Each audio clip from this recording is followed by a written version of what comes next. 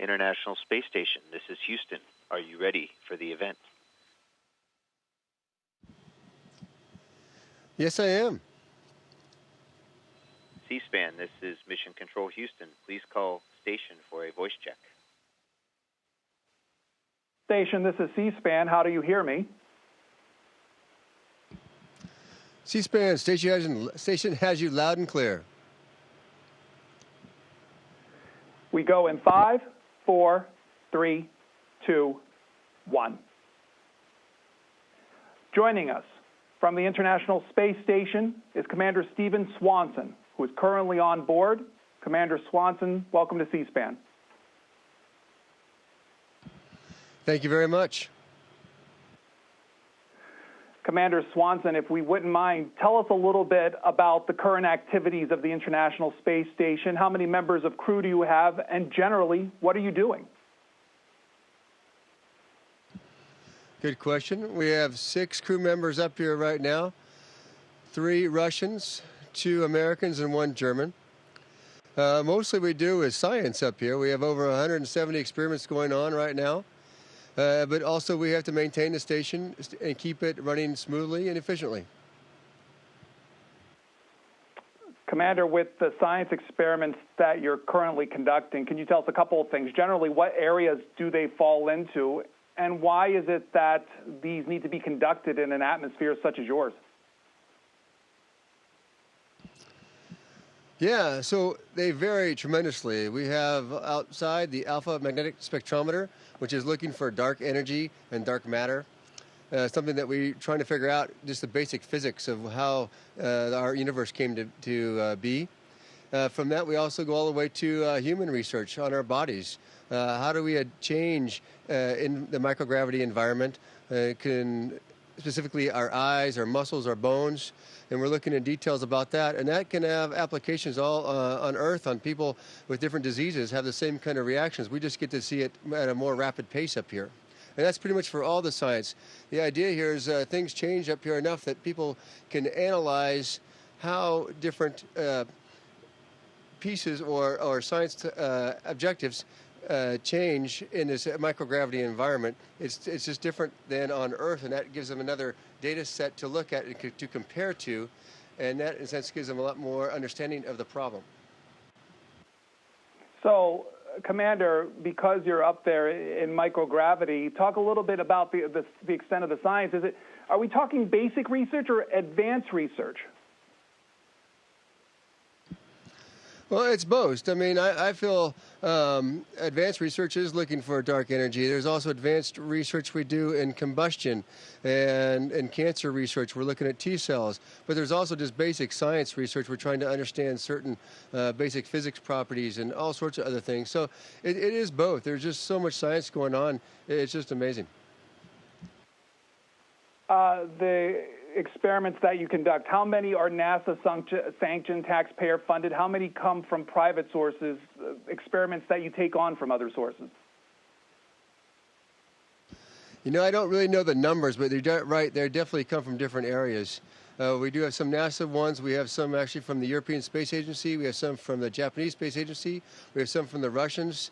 And then we have a whole group called CASIS, which takes in science experiments from all over the U.S. and combines them into a sort of a group from that area. And they get to fly also on board, too. And so it's a whole bunch of different places that I know our experiments come from. I just don't know the correct numbers. You spoke about life in microgravity. I suspect, and you kind of addressed this, the toll it takes on a body. Could you give our folks an example of what it's like being you there, living in an atmosphere without gravity, and if you could move around a little bit just to give the folks a sense of what it's like? Yeah, that's a good thing. You know, first of all, you can see anything you hold just floats when you let go of it. And that is good and bad. One, it doesn't drop to the ground. But the bad thing is if I don't watch this in about 10 seconds, it's going to float off, and it'll take me another hour to find it. So that's a negative of that. But you're right, moving around is also very much fun. So I'll give you a quick example of some things you can do.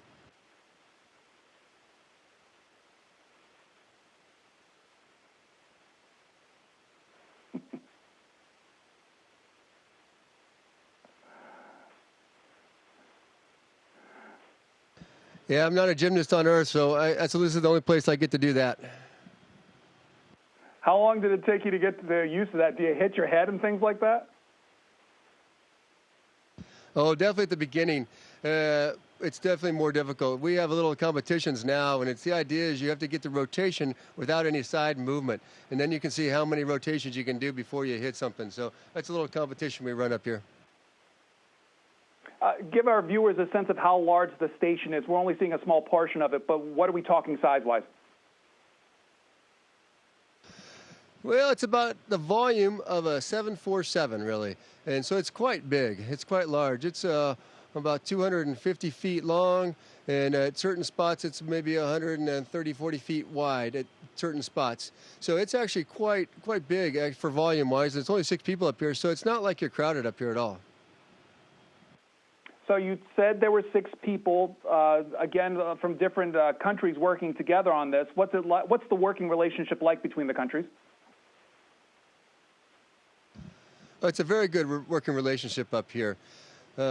We've trained together beforehand as a crew, and so we got to know each other very well, and we still work together on a daily basis, and we have really no issues. I mean, yes, there's always cultural differences, but we've learned those. We've learned how to get around any issues, and so we're all good friends now up here, and it seems to go quite smoothly. Commander, here on Earth, there are current issues concerning tensions between the United States and Russia. You have 3 Russian cosmonauts on board. Do those issues get discussed on board, and do you get any discussions about what's going on Earth? Yes, they do get discussed, just like any news event that comes on. We will discuss it. It's not like there's any negative to it, though. It's more, we understand it's politics going on. We understand all that. We also understand it doesn't affect our work and our relationship with each other. We're always friends. And so it really doesn't affect us, but it is discussed. What are the nature of the discussions like? Oh, that's a good question. It varies depending, of course, on the topic. But on, say, the U.S.-Russian relations, we just could delve into more in the politics of each country and more in more of the details about the cultures and what that means in each country. And kind of, if you break it down that way, you can kind of see what's going on a little more clearly. On the science side, Commander, for instance, if Russia decided at one point because of relations here they wanted to pull back on work of the space station, how is the United States affected by that? And what goes on, and how is the science experiments affected by that? Well, right now the science is pretty much separated between the U.S. side, or I should say U.S., which includes the European Space Agency, JAXA, Canada, all those, and then the Russian side. So the science is somewhat separated. However, we do require the Russians for us to get up here and to get back down right now. Hopefully in a few years we won't need that, but right now we need that to happen, and that is probably the biggest deal right there. And if we can't get up here, we can't do the science. Commander, you can move around if you wish. If you're tired holding that position, if you want to take the mic with you. As far as manning and staffing the station, much of that now depends on commercial aircraft, commercial spacecraft. What's been the experience with these commercial spacecraft staffing and supplying the station? Right now, they're just supplying the station, and we're very happy that we have American cargo vehicles coming up. It's a great advancement. These are good vehicles. So it does offload our dependence upon Russia and other countries for that. So we are happy about that, and we are definitely looking forward to the next development when we do get to do crew on an American vehicle, and that will change our dynamic quite a bit. But for right now, it's just the cargo coming up, and matter of fact, hopefully we'll have one here in less than a month come up here and give us some new food and new science to work on. As far as you said, the next step, what's involved in the next step, and how do things change? Oh, sorry, yes, the next step. Well, the next step is actually proving out the vehicle is safe for humans, we have a few companies now who are bidding for that opportunity right now. And once they start into their project, the end of that project, hopefully by 2017, we will have a manned test of an American vehicle at that time. And they'll probably do one test flight, maybe to station, maybe not. But then the next ones from then on will start being rotating crew members on the American vehicle. How much input do you and the other crew members have to these private companies? How is it received? Well, I personally don't have input, but our astronaut office and NASA does have input. And so I believe it's received quite well from talking to the folks who do that work. And because these companies want to succeed, they want the contracts and they want to build a good vehicle. They really do. And so they do listen and they try to make the best vehicle they can. Of course, it is a cost analysis going on at the same time. So they can't build, the most luxurious Cadillac out there. However, they build a good vehicle. Commander, you talked about moving forward these dates of 2017 that you talked about. As far as the station itself, how long is it going to remain functional? That's a good question. Right now, I believe it's on paper to 2024. And that's just more to certify the life of certain components and also for the resupply missions for certain things. So it could go longer if we wanted. It all depends on where we want to spend our money. What do you mean by that? Well, if we want to go, the NASA budget is limited, and there is a portion of it goes to space station and keeping it running. And so if we all of a sudden have a different task that we want to take on, say going to the moon or Mars or an asteroid or wherever it happens to be, we might not be able to do both at the same time, given how big each plan is. What's the role of the station in future manned space flight, say, past the moon? Well, right now, I think for helping out our future space flight, the station is a test bed. We test all sorts of things up here. Right now we have a recycling system for water that we're working on. And so we recycle all our water, condensate, urine, everything. And we need that if we're going to go other places. And that's just one example. There's many different examples we have like that, where we're testing out new technologies up here that will enable us to go farther. So you would say the station's needed past 2024? Well, that's a good question. I'm not sure it's needed. It would definitely be a good test bed for all sorts of things. We can easily get things up and down from here, more than you could if you were going on a long mission somewhere else. So that's why if you want to make an update to your product or your equipment, you can do that more easily. So it's a great test bed. However, again, though, it's all about having a limited amount of money and where you want to spend your money and what are your objectives.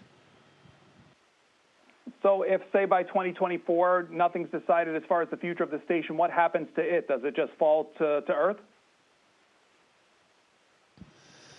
Well, again, that's going to be a decision for a management. I guess I would consider our politicians and the NASA administration. However, if they decide that it is no longer needed, yes, they will deorbit the station and it will burn up on reentry. Commander Swanson, we every day go through our normal lives here on a gravity atmosphere. What's it like on a day-to-day level in a weightless atmosphere? Tell our viewers some of the things they might not expect about living in space, the things you kind of have to overcome because of the environment you're in. Yeah, it's really the simple things that are much more difficult up here. I mean, you're getting up in the morning, just shaving and getting yourself ready in the morning. I have to admit, my commute is awful short. It's from about 20 feet behind me, so I don't have to go far. But I still, just little things like that in the morning. You don't have a sink to wash up in, and your water doesn't, of course, run down. So then you have to shave totally differently. You have to brush your teeth differently. Eating is also a chore because everything floats again, and it comes in packages, and it all wants to go everywhere. So all these little things, and even tying your shoe actually ends up being difficult for some reason. We use use gravity to bend over to get to your shoe. You don't have that here, so you have to be a little more flexible. Just all these little things that you didn't think about make it just a little less efficient to be up here. However, I say there are many benefits. We do love it up here. The whole floating thing is just a very fun thing to do. Looking out the window is fantastic. It just can't be beat. So, Commander Swanson, though, once you return to Earth, living in the environment you're currently living in, what happens? How does your body adjust? That's a good question. We work out 2 hours every day up here to help in that return. And the idea is that our muscles will be strong and our bones will not lose any bone density. And that way, when we get back, we just really have to worry about, we call it our neurovestibular system. And once that gets back under control, which it varies a lot between people, and so once that gets back under control, you're still strong and your bones are good. So it just takes about 6 weeks worth of rehab right now, and you're back up into the 95 percentile, maybe even higher than that, how you're feeling and what you can do. When you return to Earth, how long have you been on board the space station? I've been on board about 2.5 months, and I return in 3 months. Your background is in computer science. How do you end up an astronaut on a space station? Good question. Well, I did go to work for NASA, which was a big help for me, and I decided that being an astronaut was a goal. So really what I also worked on was aircraft control systems. That's where my main work at NASA was on. And that, of course, could play into working on the shuttle and also then helping out. And then I just got lucky in the selection process. There's so many qualified people who try to be astronauts. It takes a little bit of luck just to get in. And I just happened to get a little lucky. I had all the requirements needed and just a little bit of luck, and I made it. So, Commander, in about 30 seconds, tell us about the best experience you've had on board the station itself.